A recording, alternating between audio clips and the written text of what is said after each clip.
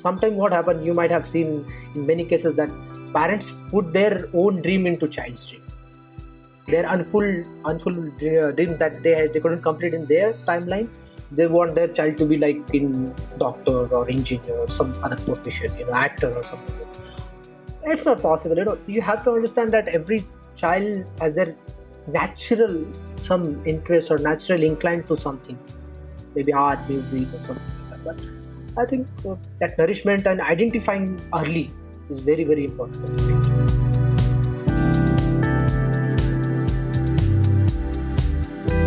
This is Gautam, and I welcome you to episode 22 of the Learn and Unlearn podcast.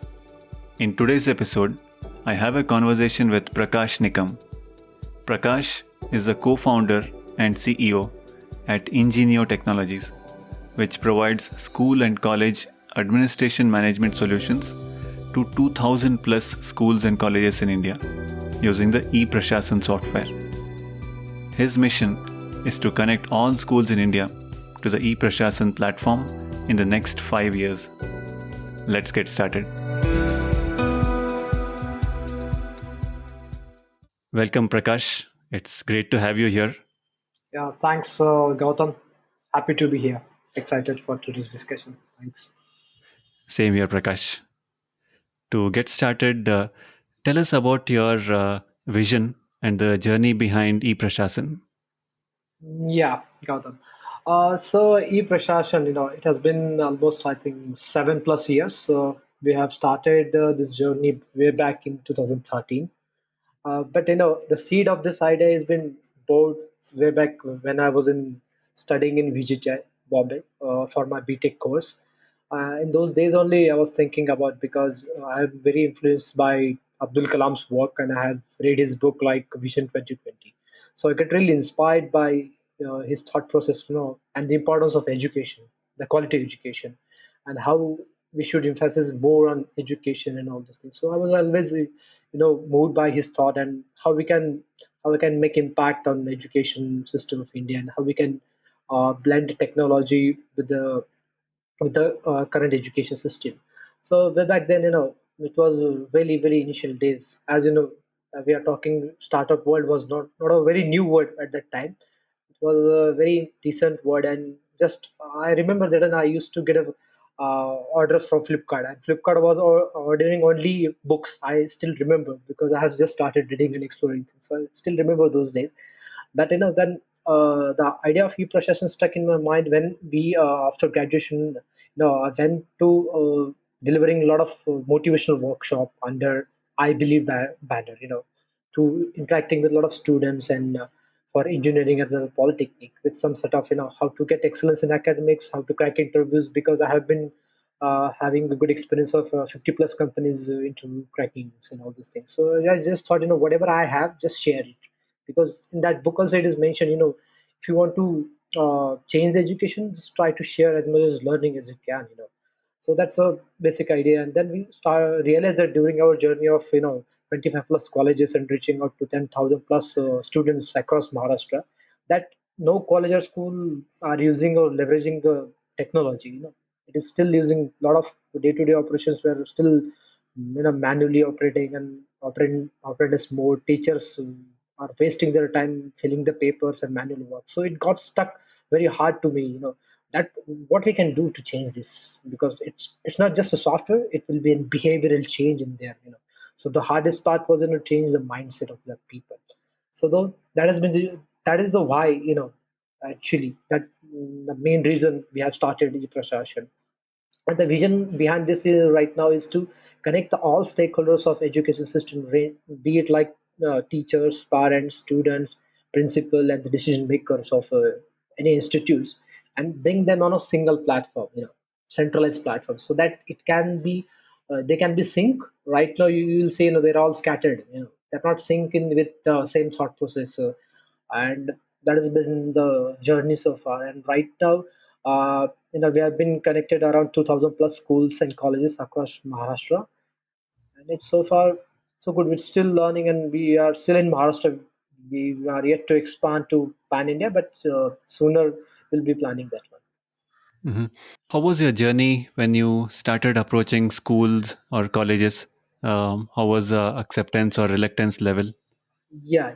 So actually, initial, I think 2 3 years were very very tough because these people in college and school admin people and principal people by that time back then was very stubborn about technology, about using some software or tool because right now also in schools and colleges the internet connectivity infrastructure is very very at a very basic stage I would say. Uh, and back then in 2013-14, I think very few schools, you can say, the like topmost schools from India, top 1% schools, were using some sort of software. But still, at that in a city like Pune, we said Oxford of East, we have started our journey from Pune. Still, there were people, that were very hesitant to use technology, any sort of technology or software for their day-to-day operation, because they thought, it's kind of expensive. And who is going to use it? And why they should use it, because again they will need somebody external help to approach those and all these things. And there is also misconception that in some there are failed cases that previous years some software companies have approached schools and they have not implemented it in a very positive way, or maybe there were flaw, or maybe the schools were not ready, you can say, mentally and other perspective also. So there were quite a challenges. Acceptance levels were very very low. So what we have done, we have started creating some sort of stories around it. How it is going to help you. It's not about product. It's about you. It is going to make your life more easier. So we have started with very niche like solving administration problem, because in ePrashasan we deal with three A's like administration, academics and accounts. So we know that we cannot solve this problem by at a glance and one shoot. So we have started building a block like, let's start with administration. So we have pick up that administration part, and we have found that the administration part is same for all, like any kind of school, like college or school. So those were the challenges, and initially we have solved the problem for that small set of audience, and slowly we have built the trust around that ecosystem. Interesting. You would have interacted with a lot of teachers and students so far. In your experience, what are the most common challenges that teachers and students are facing, especially now with the pandemic? Yeah. So that's a very good question, actually, Gautam, because I think pandemic has really, really changed the dynamics of education, the way teachers teach, and the education right now, and the way how students are consuming that content and all these things. So it's right now it's boiling down to content and all those things. But the good there are both. In my opinion, I think there are pros and cons in both things, because pre-pandemic, if you see it, the teachers were not that much of comfortable with technology, any kind of sort of technology, because we have also observed during our presentation with teachers, because we used to train a lot of teachers while using ePrashasan and all these things. So they were very reluctant about it, how it is going to help you, or how we should use it and all these things. But I would say thanks to COVID, because that force has been very positive for education in terms of acceptance of technology. You know, the teachers have accepted a fact that because there was no option. You have understood, their whole nation was locked down for 3 months or 4 months, and still the schools have not reopened completely. In many states, it started reopening it, but still it's not at a full fledged. So I think it was blessing in disguise, and many most of our teachers now are very familiar with this Zoom call and Google Meet and all sort of technology, and they have started using PPT presentation or audio visuals, AV tools. So and if you see historically, in the student perspective, they were using smartphone since last 5 years or odd years, and the mode of teaching were kind of chalkboard system pre-pandemic, I would say, specifically 90-95% still. So it was really mismatch kind of thing, I would say. They were consuming something entertainment or any sort of thing through digital media, and they were consuming education in very mundane, very not interesting way, you can say. So I think this audiovisual thing has opened a new door of opportunity for students as well as teacher to experiment it. And so far, I think it has a mixed kind of reaction, you can say. But I would say, in a long term horizon, this will be really really a blessing for education, because the kind of impact that it can make at a scale level, it is really really huge. At a country like India, I think it is going to be very interesting to see how government approaches it. Like players like Byju's, Vedantus, those big startups have changed the mindset, has been changing the mindset of people, and now it has been started to reach out to tier 2, tier 3 cities as well. And so I think the biggest gain of the pandemic, I think the mindset of schools have been opened up right now. So this has been a blessing, I see. There are, of course, it has also taught us that we cannot replace the teachers. Teachers are irreplaceable component, and we need to empower teachers through technology. And that's what we also believe at a core of ePrashasan vision, that we want to empower teachers through technology tools so that they can interact with students in a more easier, fun and engagement way. Wonderful. How do you see the future of learning? Uh, like you, as you see, initial days it was the students were not responding, because I have also my cousin's example where he used to get up early in the morning for I'm talking last year June 2020, it means to say. He used to get up early in the morning and having just a, it's kind of word way communication. Teachers were teaching and two students were attending. Or I have also seen some videos that some students were sleeping while attending the class. So it was like we were enforcing it.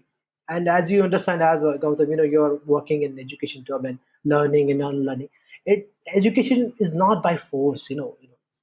We are so it it has to be by choice and by passion and all those things. So I think learning has changed drastically, and now teachers and this whole education system has also understood that we need to we have a holistic development approach, just not only bookish approach, but we also need to impart the life skills, as I really understand. And we are also working around that on our second line of product, how we can impart this life skill into students on a day-to-day life. Because if you take an example of any great people, like Steve Jobs was a dropout, was not a graduate still, but still the kind of impact he has into his business and other things, it was tremendous.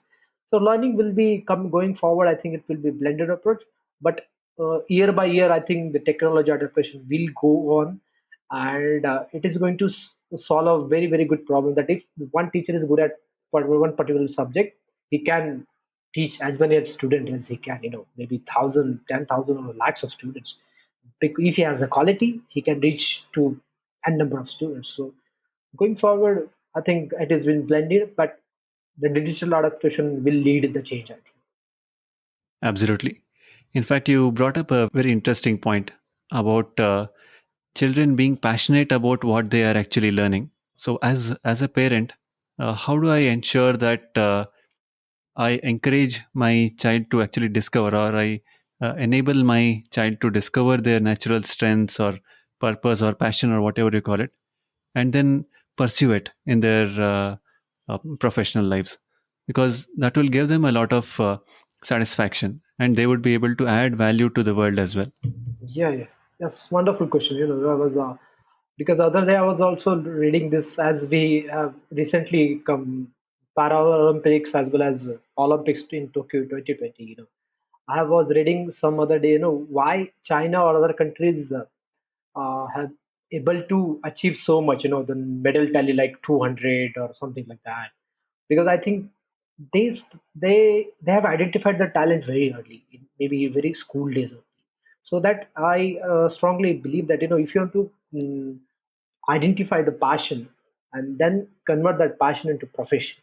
Because if you see any successful people in the world, be it from any industry like media industry, Bollywood industry, uh, television, or being like entrepreneurs, so the people who are more passionate about solving the problem are they have become more successful in their life.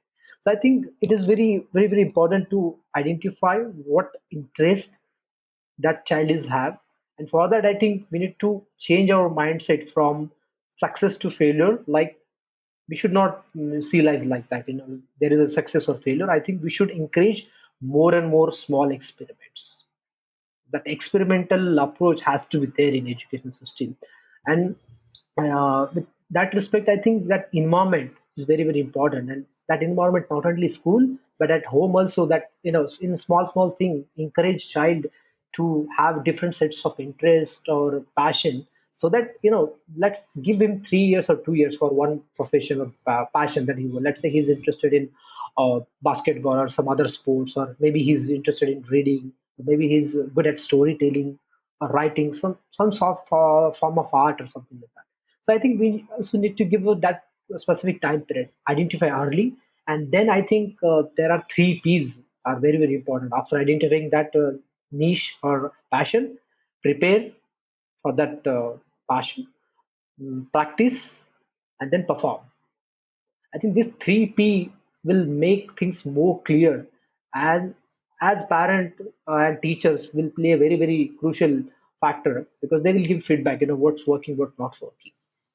You cannot say, these are 10 skill set, yeah, just just go ahead with that, so everybody has a different set of interest, and every person, every child is different, as in movie tarism in per se, every child is special. We just need to nourish and understand it. So that, I think that movie is very underrated. We need to have the.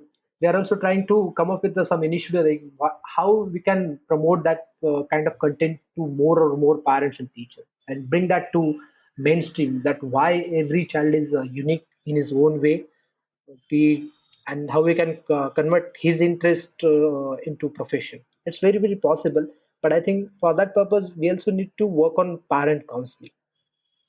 You might not have heard, Gautam, but I think this is very, very also, I think, again, neglected subject in India.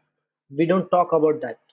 That parent need to counsel, because sometimes what happens, you might have seen in many cases that parents put their own dream into child's dream.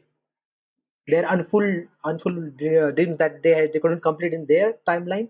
They want their child to be like in doctor or engineer or some other profession, actor or something like that. It's not possible. You have to understand that every child has their natural some interest or natural inclined to something, maybe art, music, or something like that. But I think that nourishment and identifying early is very, very important aspect.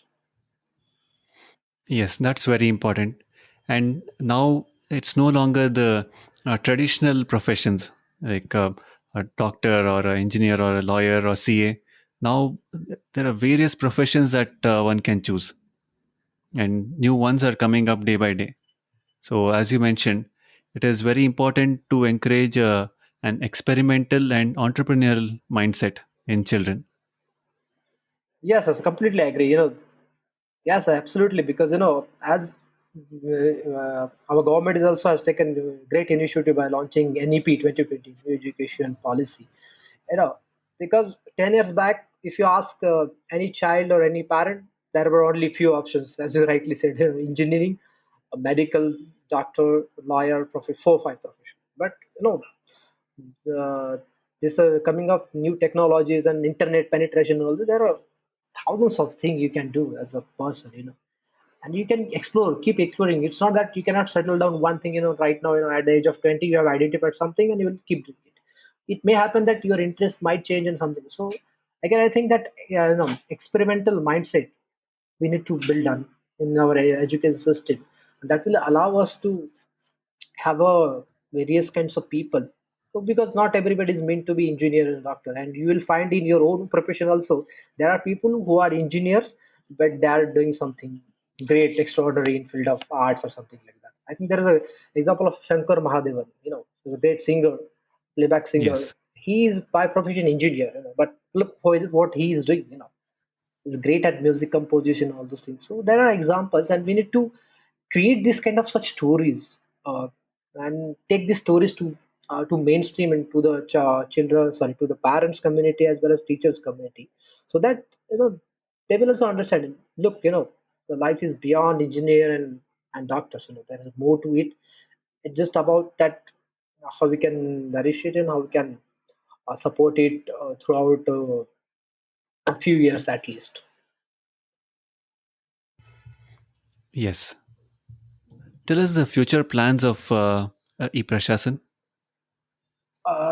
Yeah, Gautam, regarding ePrashasan, as we have been fortunate that this pandemic has kept our plans on hold. That because in December 19, I remember we were planning to expand to five nearby states like Gujarat, Madhya Pradesh, Tamil Nadu, Kerala, but this pandemic has put on the things out. But still, now we are aiming that we should have at least 10,000 schools by the end of December 2023, 2023.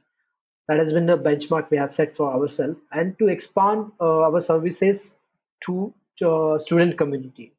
Because what we have been observing since our last 1.5 year, this pandemic year, that the dialogue is happening like monologue. There is no two-way engaging communication happening between teachers as well as students.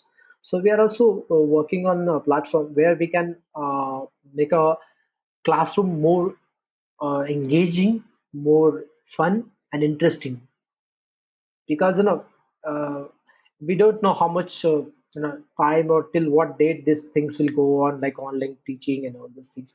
So there has to be some innovation which we need to bring. So we are working on that project where we can be having quizzes, online competition, so that we can also nurture the other part, like extracurricular activities, we can say, like singing, music, reading, writing, storytelling, all sort of this skill set we can bring on one platform. And from that, student will give we can student can give each other feedback, maybe from same school or different school. So, and that has been the one project that we have been working. And the second project, I think, we are working on with various companies like startups who are working on very niche, like say coding for kids, there is robotics for kids, and then critical thinking, innovation. So these are a very new skill set that we can say a 21st century skill set, that we are also working on, that how this new generation or the new kid, let's say the child is in right now the studying let's say in fifth standard, after 10 set of years, if he is graduating, the challenges are going to be different from today's world, because there might be another pandemic or another new challenges. So I think we need to we are working on mental aspects of students also. For that, we are also coming up with like working with one of Pune-based company, that met, who specifically work on the mental health capability of child. They are since 4 years, I think they're working in this space, and recently we have been tying up with them, collaborating with them on this front, so that right now we have around 4 lakh students on our platform. So we just want to make sure that these students learn differently and additionally apart from their school life. So that has been the uh, future plans, and to expand pan India. That has been always a goal and ambition we have. So up to 2025, in next 3 to 4 years, we would like to see our presence in every state of India, and there are also plans in going global. Uh, but that will be again secondary, because we want to be very very India focused first, and then we'll capture, because India, as you understand, everybody now is huge funding and all those things are coming up because they are seeing opportunities in India. So I think we want to make sure that we will have a strong presence in India all over the place, and then we can slowly look forward for Dubai market or UAE and as well as Brazil for that purpose. Wonderful. Wish you all the best. You also had another plan of building a platform for teachers, right? Yes, yes, yes, Where all teachers can collaborate. right, right. Can you please talk about that as well? Yes, sir. So on this 5th September, on Teachers' Day, we have started that initial platform for teachers community. We can say Teachers Plus. So why Teacher Plus? Because over the period of 7 years, what I have observed, that and I have also read about that in Vision 2020 book itself. If you want to change the nation, I think teachers are truly nation builders, because they are really quietly building the future. And every generation has a, if you ask any people, scientists or anybody, he remembers a teacher from his school days. That has a really impact on his mind, that has changed his life. So we want to create a vibrant community of teachers across the globe, and it will be a global platform where you know the teacher can share their learning on a day-to-day basis with each other, and they can take a quick feedback, what is working, what is not working, and they can implement it maybe next week or next month in their curriculum activity. As in other day I was listening like podcast on channel also ki agility, the importance of agility. As you're working in that domain, I think that agile approach or that flexibility approach is very very necessary, because you cannot go like fixed approach. This is the syllabus, this is the marks, these are the things, go like that. You will have the same set of results, the bad engineers you will have, or bad doctor you will have. So we need to understand that we need to have that flexibility in our approach. So at a teacher plus community, what we are trying to build, we are trying to connect all set of teachers, whereas as a subject matter expert, be it from subject wise or skill wise, because there are some specific educators, you will see, they are working on like social emotional learning aspect, or maybe a passion to profession aspect, or they're working on a very specific skill set like communication skill, confidence building skill set, how to talk to strangers. So these are the very basic things, basic life skills, as I say. So these, there are sets of people, we want to connect all those sets of people. Creators economy is coming up, so we want to also connect those people who are very passionate about education, and they're working since last 10 years, 20 years, because but at a very limited skill set, because no technology was there in 10 years back or 15 years back.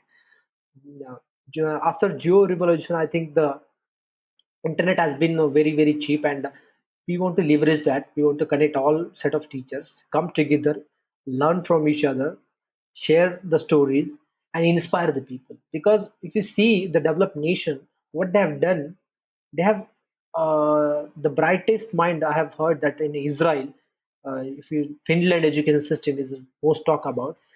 In Finland, Yes, the most brightest mind are teachers. Most paying people in this country are teachers.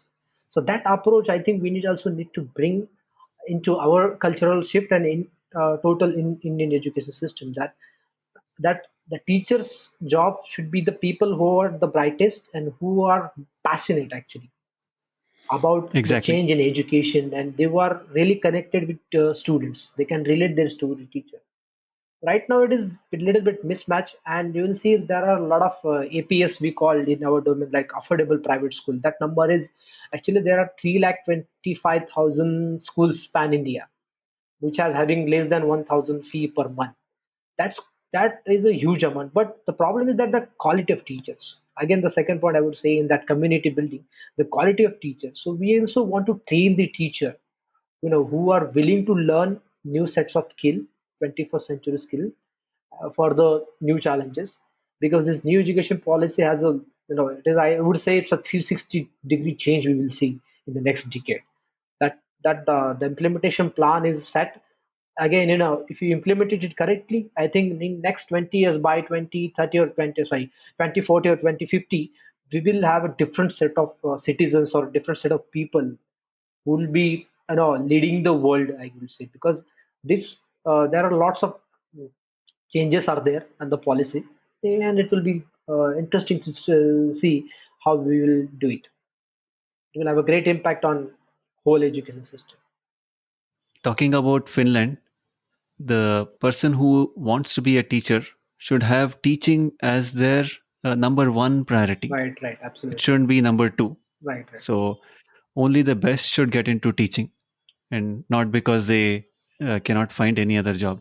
Right, right. It happens in India. You will see a lot of my friend also who has done engineering, and if they couldn't, अभी कुछ नहीं मिला, there is nothing now. Let's join lectureship. So that has been a trend.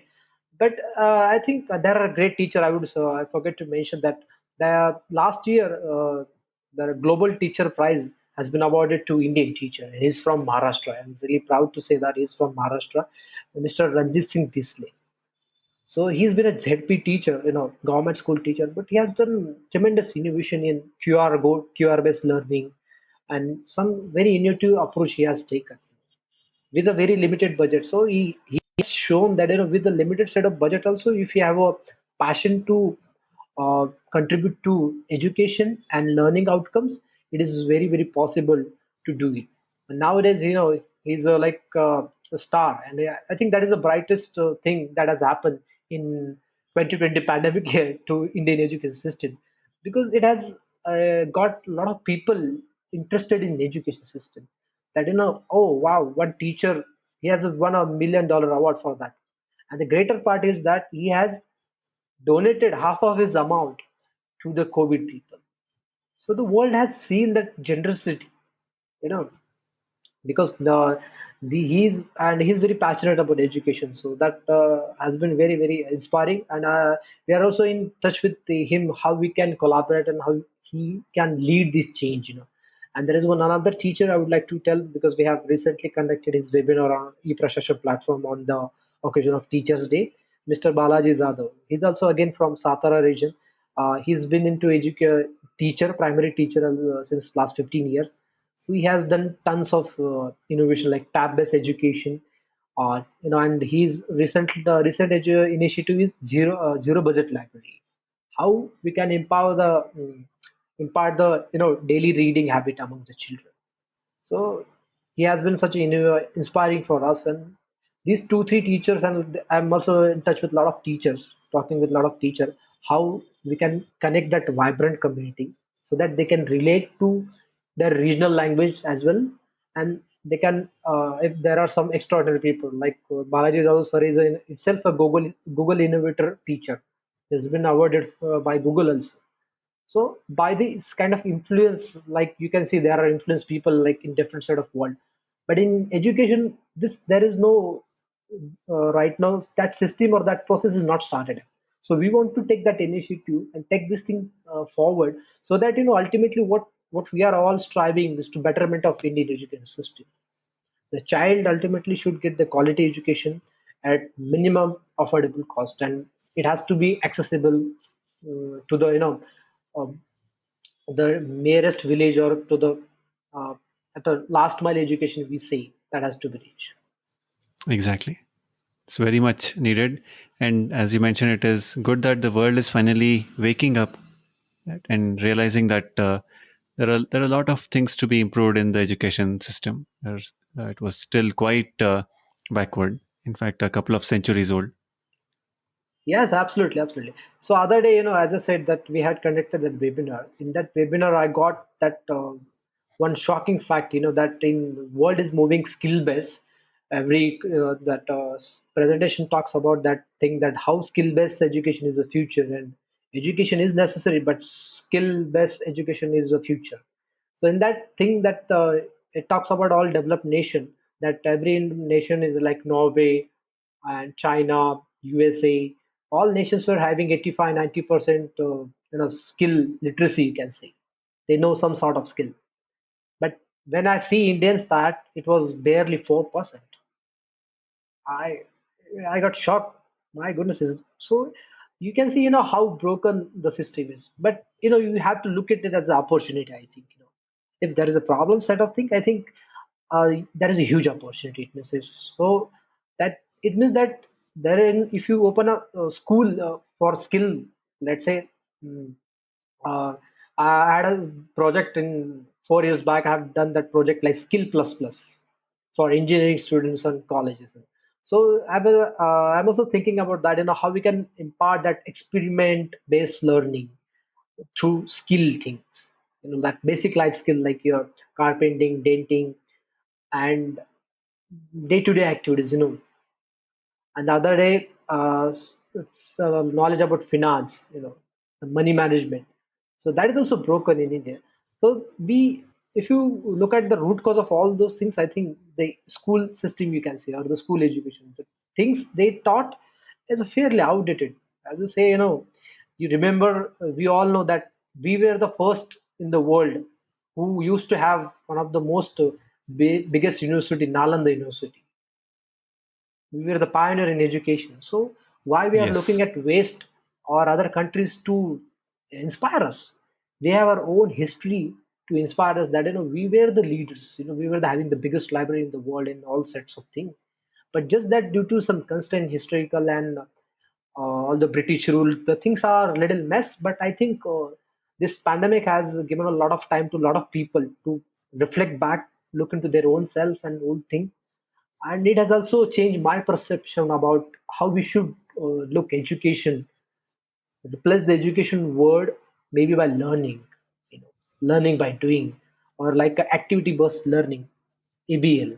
So these are the some steps, and government has also taken great initiatives. We just need to make sure that we need to come together as a community, as I said, as a teachers, as a parents, as a principal, as an educator, and how we can make sure that all mix of these people will definitely have a one of the innovative system which we can bring the best citizen, best human being, so that world will be a great place again. Wonderful, Prakash. We'll surely work together on this.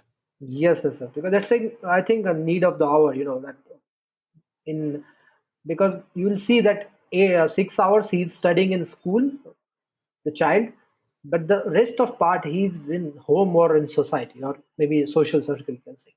So I think the child learns a lot by observing in initial years, by observing and seeing his own parents and the part of the society. So I think the time has come to have an inclusive community where we can, in our application in ePrashasan app, we have done that.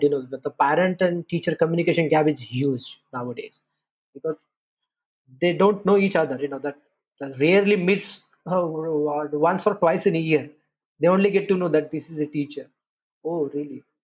Also, that has been also we also need to work on that, how we can improve the communication between the teachers and parents, because that relationship is very very crucial for child's progress and development.